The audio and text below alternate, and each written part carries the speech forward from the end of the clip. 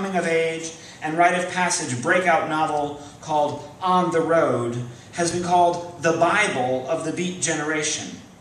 And I choose to read this book mytho-poetically, with a sympathetic biblical lens.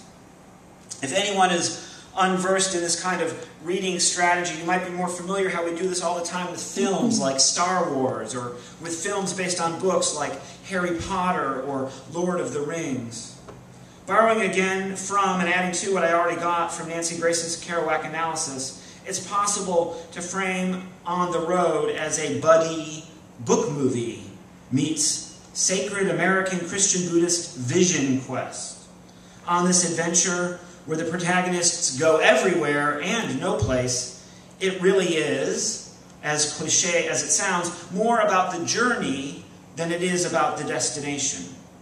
Many purposes, though, to this reckless partying and path blazing emerge. It's the universal human search of and after, a social consciousness of celebration and repudiation, individualism of the maligned and the self-reliant, psychic wholeness, spiritual enlightenment. The book portrays real-life pilgrims Jack Kerouac and Neil Cassady. In the book, their characters are called Sal Paradise and Dean Moriarty. Although my lit crit training teaches me not to do this, my reading of Kerouac's life leads me to speak of these characters that inhabit the novels and the persons, these real persons they represent, rather interchangeably. With Sal as apprentice and Dean as master, I conjure the notion of a cosmically commissioned but controversial bond. Think of Sam and Frodo, Anakin and Obi-Wan, Judas and Jesus. For Jack Kerouac and the entire Beat Generation, and for many of the hippies that would come after, Neil Cassady was the muse, the mythic man, the unofficial leader, the disrespected teacher, the priestly hedonist, the sensuous sage. On the opening page of On the Road, Kerouac notes that Dean is the perfect guy for the road because he was actually born on the road.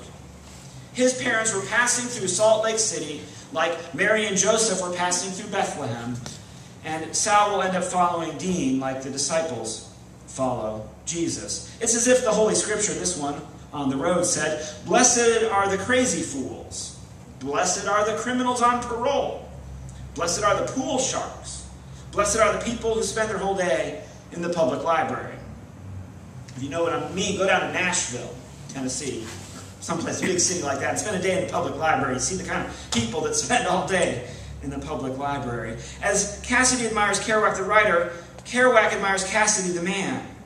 The unschooled intellectual Kerouac wants to be the over-the-top outlaw intellectual Cassady with his perfect, shining mind. When they hit the road, they become the prophets of horsepower, high priests of the gas pedal, pirates of the automobile era. They drive, in the book, frequently 110 miles an hour. This is not normal behavior.